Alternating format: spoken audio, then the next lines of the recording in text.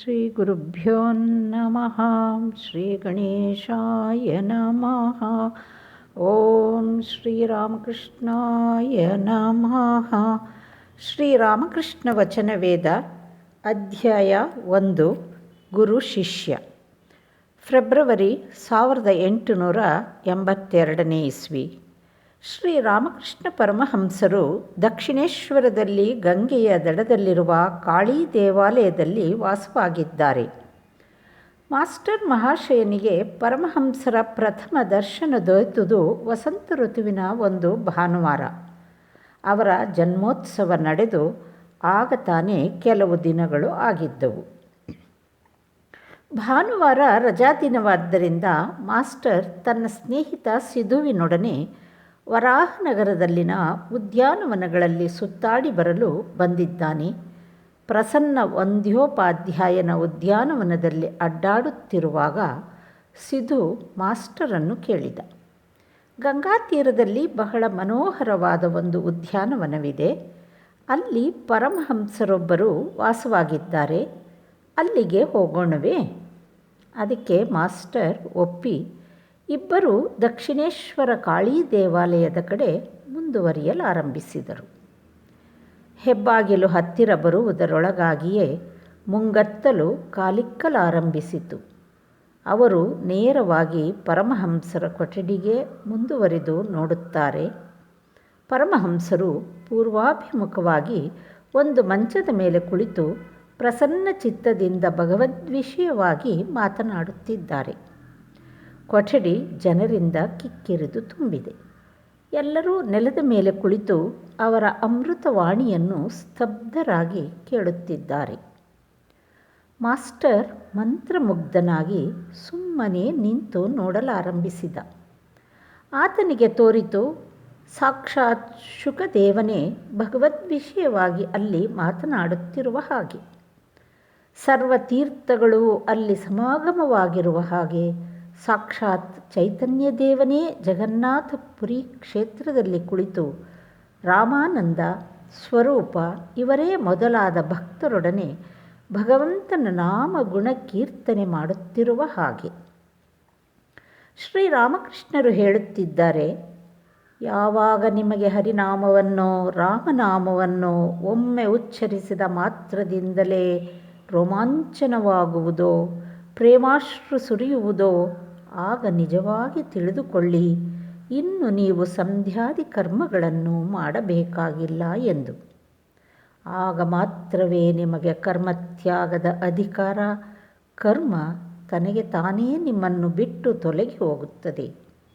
ಆಗ ಕೇವಲ ಹರಿನಾಮವನ್ನೋ ರಾಮನಾಮವನ್ನೋ ಅಥವಾ ಬರೀ ಓಂಕಾರವನ್ನು ಜಪಿಸಿದರೆ ಸಾಕು. ಮತ್ತೆ ಹೇಳುತ್ತಿದ್ದಾರೆ, ಸಂಧ್ಯೆ ಗಾಯತ್ರಿಯಲ್ಲಿ ಲಯ ಹೊಂದುತ್ತದೆ, ಗಾಯತ್ರಿ ಓಂಕಾರದಲ್ಲಿ ಲಯ ಹೊಂದುತ್ತದೆ.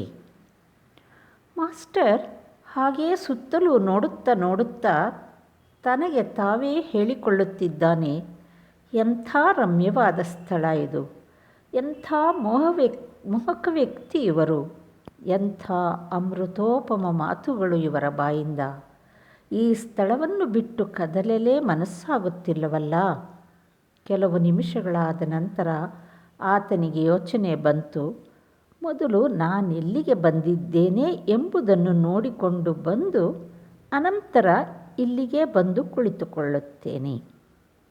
ಸಿಧುವಿನೊಡಗೂಡಿ ಮಾಸ್ಟರ್ ಕೊಠಡಿಯಿಂದ ಹೊರಕ್ಕೆ ಬಂದನೋ ಇಲ್ಲವೋ ಎನ್ನುವಷ್ಟರಲ್ಲೇ ಶಂಖ, ಘಂಟೆ, ಜಾಗಟೆ, ತಾಳ, ನಗಾರಿ ಇವುಗಳಿಂದ ಹೊರಹೊಮ್ಮುತ್ತಿದ್ದ ಸಾಯಂ ಮಂಗಳಾರತಿಯ ಮಧುರ ನಿನಾದ ದೇವಾಲಯದಿಂದ ಕೇಳಿಬಂತು.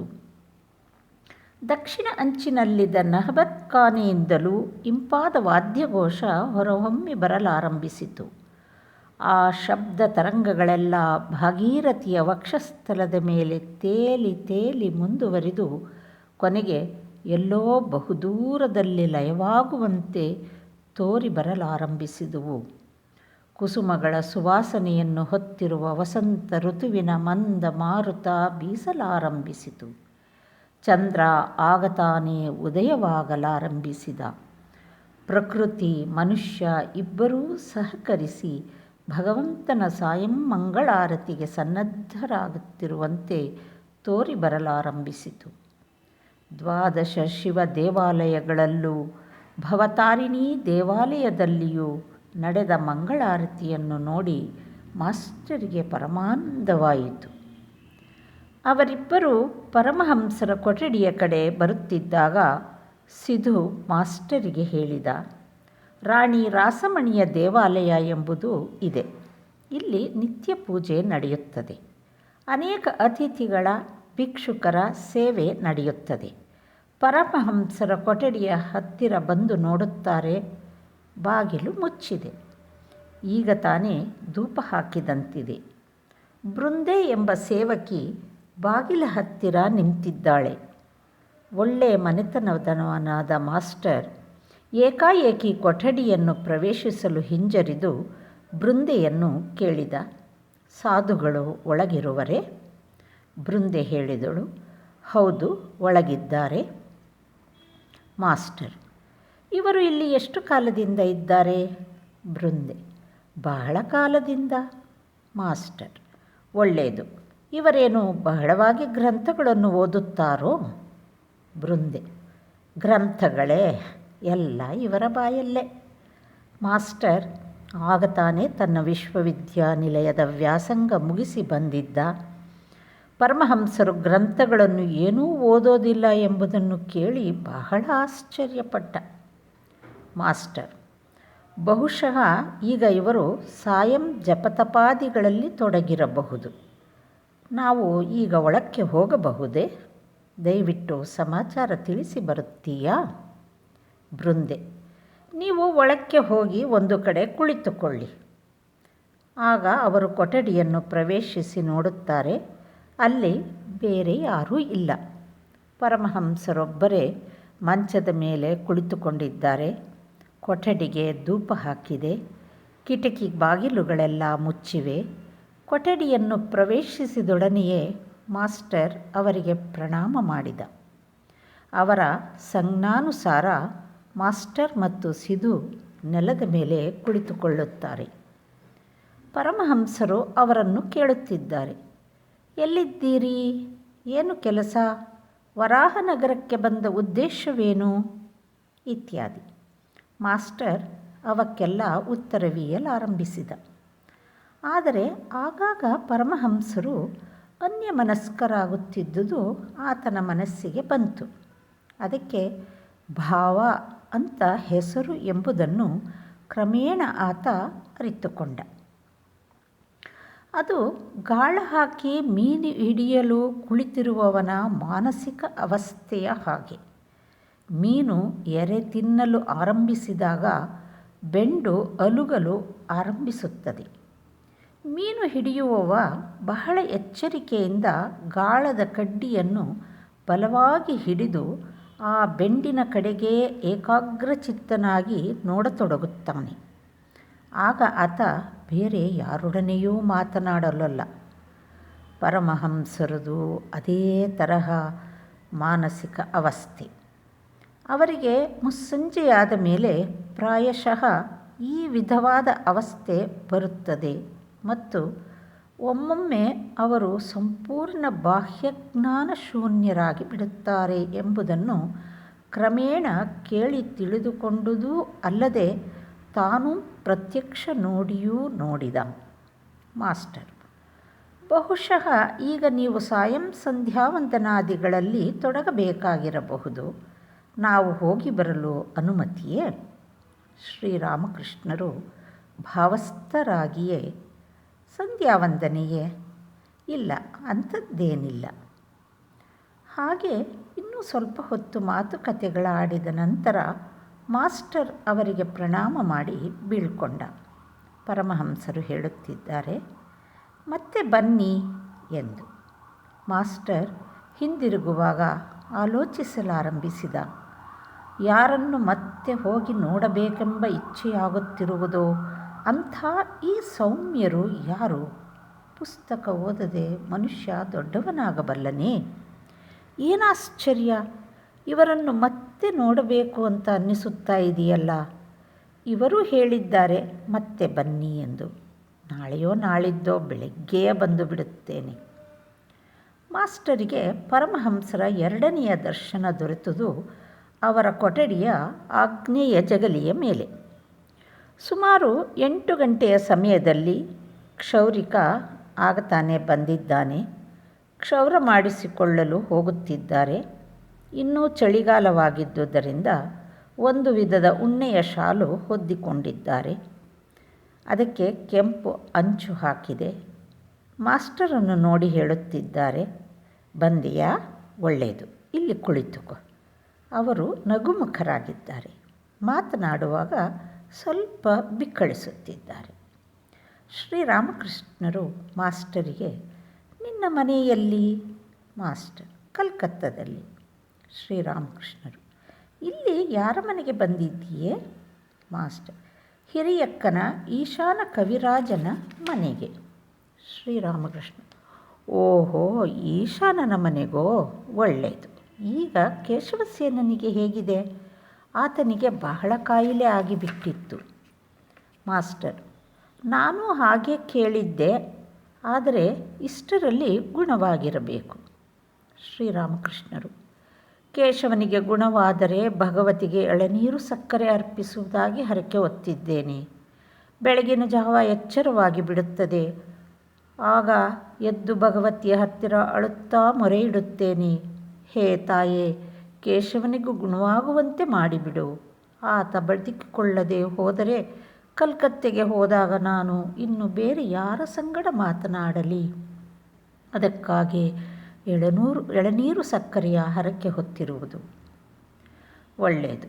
ಯಾರೋ ಒಬ್ಬ ಕುಕ್ ಸಾಹೇಬ ಅಂತ ಬಂದಿದ್ದಾನಂತಲ್ಲ, ನಿಜವೇ? ಆತ ಉಪನ್ಯಾಸ ಕೊಡುತ್ತಾ ಇದ್ದಾನೇನು? ಒಮ್ಮೆ ಕೇಶವ ನನ್ನನ್ನು ಜಹಜಿನಲ್ಲಿ ಕರೆದುಕೊಂಡು ಹೋಗಿದ್ದ. ಅದರಲ್ಲಿ ಆತನು ಇದ್ದ. ಮಾಸ್ಟರ್, ಹೌದು, ನಾನು ಹಾಗೆ ಕೇಳಿದ್ದೇನೆ. ಆದರೆ ನಾನು ಮಾತ್ರ ಹೋಗಿ ಆತನ ಉಪನ್ಯಾಸ ಕೇಳಲಿಲ್ಲ. ಆತನ ವಿಷಯವಾಗಿ ಹೆಚ್ಚಾಗಿ ಏನೂ ಗೊತ್ತಿಲ್ಲ. ಶ್ರೀರಾಮಕೃಷ್ಣರು, ಪ್ರತಾಪನ ಸೋದರ ಇಲ್ಲಿಗೆ ಬಂದಿದ್ದ. ಕೆಲವು ದಿನ ಇದ್ದ. ಕೆಲಸವೂ ಇಲ್ಲ, ಕಾರ್ಯವೂ ಇಲ್ಲ. ಹೇಳಿದ, ಇಲ್ಲಿ ಸುಮ್ಮನೆ ಇದ್ದು ಬಿಡುತ್ತೇನೆ ಅಂತ. ಹೆಂಡತಿ ಮಕ್ಕಳನ್ನೆಲ್ಲ ಮಾವನ ಮನೆಗೆ ಅಟ್ಟಿಬಿಟ್ಟಿರುವುದಾಗಿ ತಿಳಿದು ಬಂತು. ಅನೇಕ ಮಕ್ಕಳು ಮರಿ. ತರಾಟೆಗೆ ತೆಗೆದುಕೊಂಡೆ. ಹಾಗೆ ನೋಡು ಇದನ್ನು. ಮಕ್ಕಳು ಮರಿ ಆಗಿಬಿಟ್ಟಿವೆ. ನೆರೆಹೊರೆಯ ಜನರು ಬಂದು ಅವರನ್ನು ಪೋಷಿಸಿ ಬೆಳೆಸಿ ಮನುಷ್ಯರನ್ನಾಗಿ ಮಾಡುತ್ತಾರೆಯೇ? ಹೆಂಡತಿ ಮಕ್ಕಳನ್ನು ಮಾವನ ಮನೆಗೆ ಅಟ್ಟಿಬಿಟ್ಟಿದ್ದೇನಲ್ಲ, ಅವರನ್ನು ಬೇರೊಬ್ಬರು ಸಾಕಿ ಸಲಹುತ್ತಿದ್ದಾರಲ್ಲ ಎಂಬ ನಾಚಿಕೆಯೂ ಆತನಿಗಿರಲಿಲ್ಲ.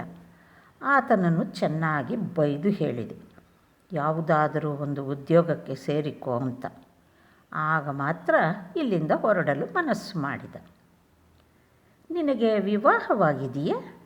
ಮಾಸ್ಟರ್, ಹೌದು, ಆಗಿದೆ. ಶ್ರೀರಾಮಕೃಷ್ಣರು ಬೆಚ್ಚಿ ಬಿದ್ದು, ಓ ರಾಮಲಾಲ, ನೋಡು, ಈತ ಈಗಲೇ ವಿವಾಹ ಮಾಡಿಕೊಂಡು ಬಿಟ್ಟಿದ್ದಾನೆ.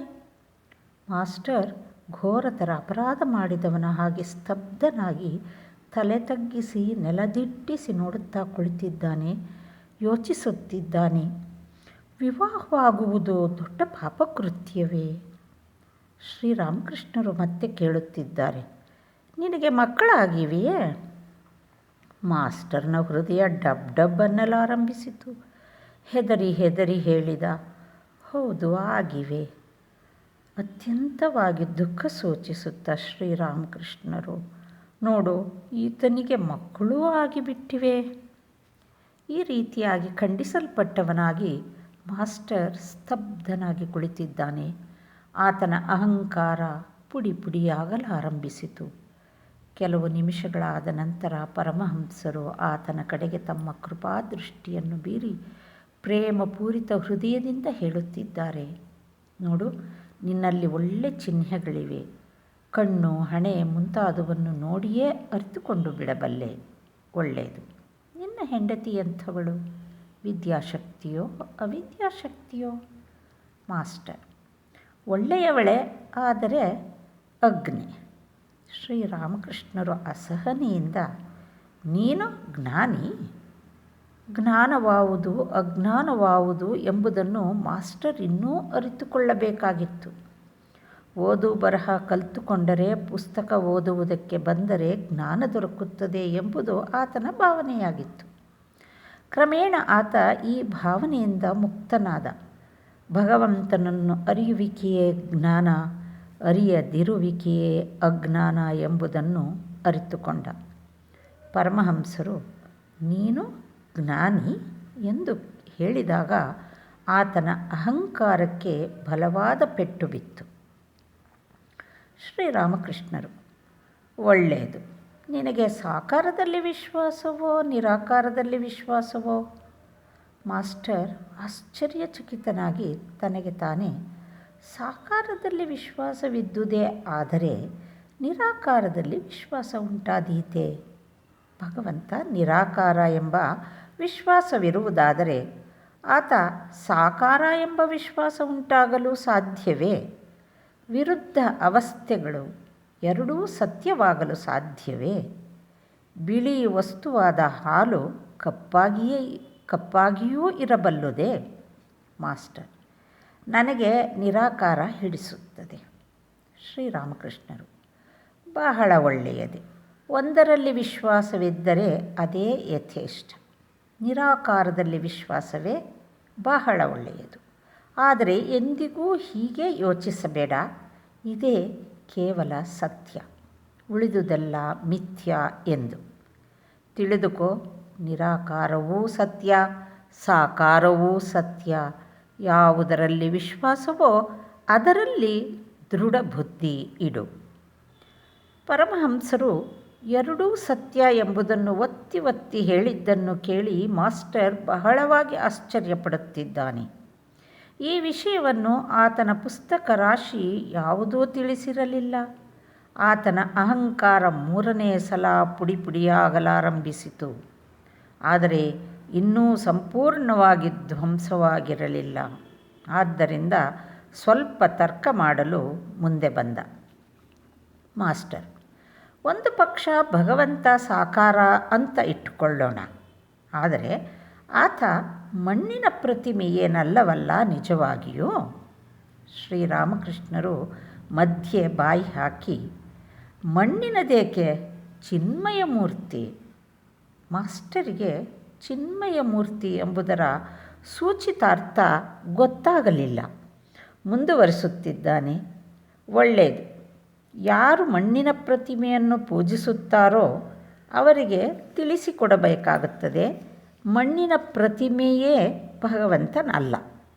ಅದನ್ನು ಪೂಜಿಸುವಾಗ ಭಗವಂತನನ್ನು ಉದ್ದೇಶಿಸಿ ಪೂಜಿಸಬೇಕೇ ವಿನ ಅದನ್ನೇ ಅಲ್ಲ. ಮಣ್ಣನ್ನು ಪೂಜಿಸುವುದು ಸೂಕ್ತವಲ್ಲ ಎಂದು.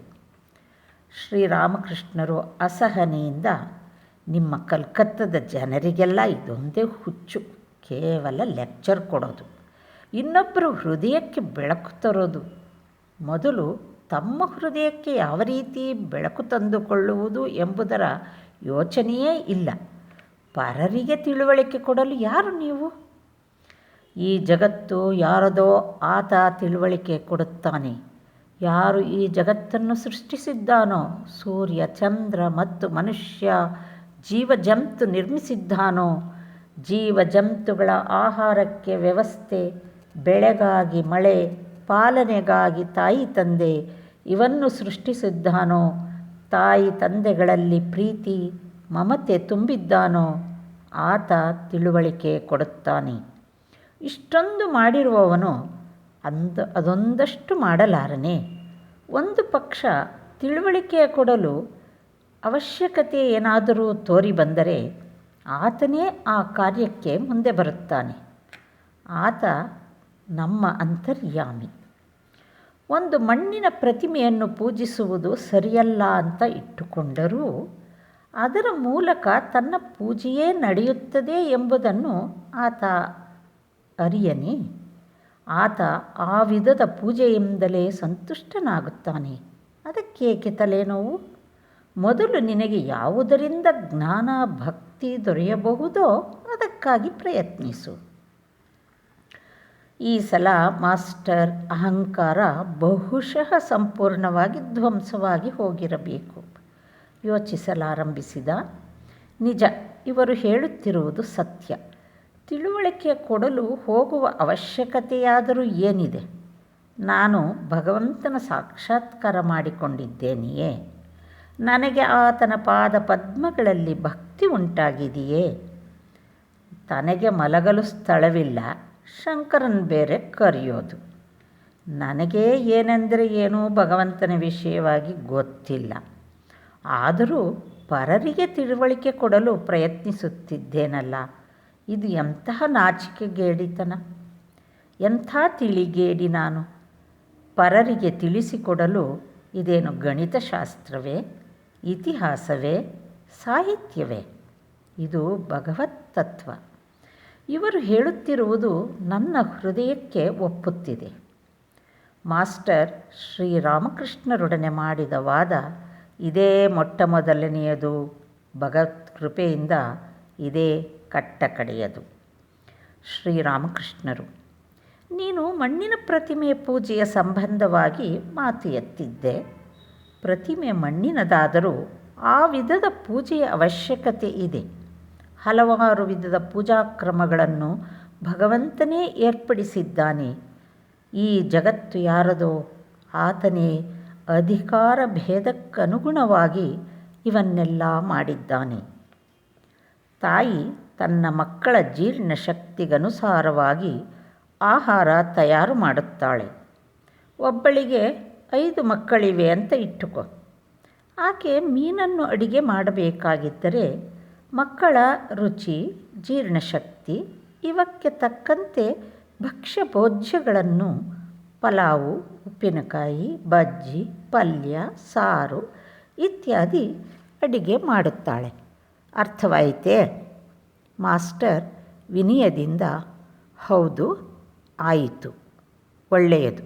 ಏನು ಮಾಡಿದರೆ ಭಗವಂತನ ಕಡೆ ಮನಸ್ಸು ಹರಿಯಲಾರಂಭಿಸುತ್ತದೆ?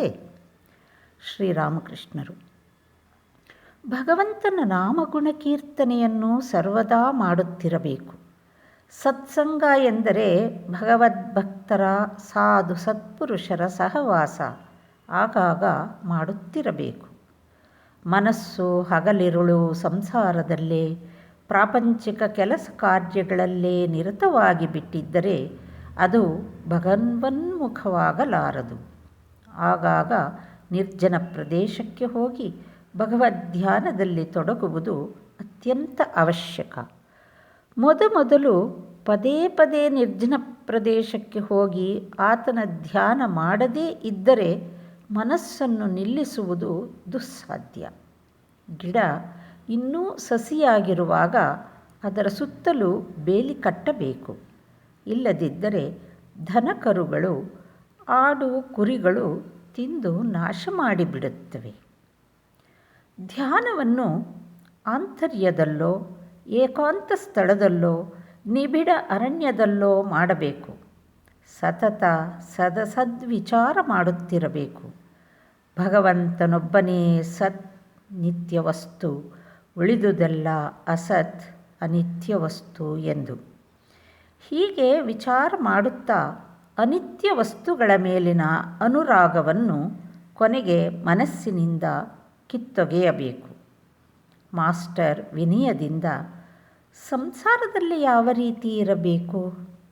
ಶ್ರೀರಾಮಕೃಷ್ಣರು: ಎಲ್ಲ ಕೆಲಸ ಕಾರ್ಯಗಳನ್ನು ಮಾಡು, ಆದರೆ ಮನಸ್ಸನ್ನು ಮಾತ್ರ ಭಗವಂತನ ಪಾದಪದ್ಮಗಳಲ್ಲಿ ಇಡು. ಎಲ್ಲರೊಡನೆ ಎಂದರೆ ಹೆಂಡತಿ, ಮಕ್ಕಳು, ತಂದೆ, ತಾಯಿ ಇವರೊಡನೆ ಇರು. ಅವರ ಸೇವೆ ಮಾಡು. ಅವರೆಲ್ಲ ನಿನ್ನ ಪರಮ ಆಪ್ತರೆಂದೇ ಕಾಣು. ಆದರೆ ಅವರಾರೂ ನಿನಗೆ ಸೇರಿದವರಲ್ಲ ಎಂಬುದು ನಿನ್ನ ಹೃದಯಾಂತರಾಳದಲ್ಲಿ ನೆಲೆಸಿರಲಿ. ಶ್ರೀಮಂತರ ಮನೆಯ ದಾಸಿ ಎಲ್ಲ ಕಾರ್ಯಗಳನ್ನೂ ಮಾಡುತ್ತಾಳೆ. ಆದರೆ ಆಕೆಯ ಮನಸ್ಸು ಮಾತ್ರ ಹಳ್ಳಿಯಲ್ಲಿರುವ ತನ್ನ ಮನೆಯ ಕಡೆಗೆ, ಯಜಮಾನನ ಮಕ್ಕಳು ತನ್ನವೆಂದೇ ಬೆಳೆಸುತ್ತಾಳೆ. ಅಷ್ಟೇ ಅಲ್ಲ, ಅವನ್ನ ಕರೆಯುತ್ತಾಳೆ ನನ್ನ ರಾಮ, ನನ್ನ ಹರಿ ಎಂಬುದಾಗಿ. ಆದರೆ ಅವಾವುವು ತನ್ನವಲ್ಲವೆಂಬುದು ಆಕೆಗೆ ಹೃದಯದಲ್ಲಿ ಚೆನ್ನಾಗಿ ಗೊತ್ತಿದೆ. ಆಮೆ ನೀರಲ್ಲಿ ಈಜಾಡುತ್ತಿರುತ್ತದೆ. ಆದರೆ ಅದರ ಮನಸ್ಸೆಲ್ಲಿದೆ ಗೊತ್ತೇ ನಿನಗೆ? ತನ್ನ ಮೊಟ್ಟೆಗಳಿರುವ ದಡದಲ್ಲಿ. ಸಂಸಾರದ ಎಲ್ಲ ಕೆಲಸ ಕಾರ್ಯಗಳನ್ನು ಮಾಡು, ಆದರೆ ಮನಸ್ಸನ್ನು ಮಾತ್ರ ಭಗವಂತನಲ್ಲಿ ನೆಡು.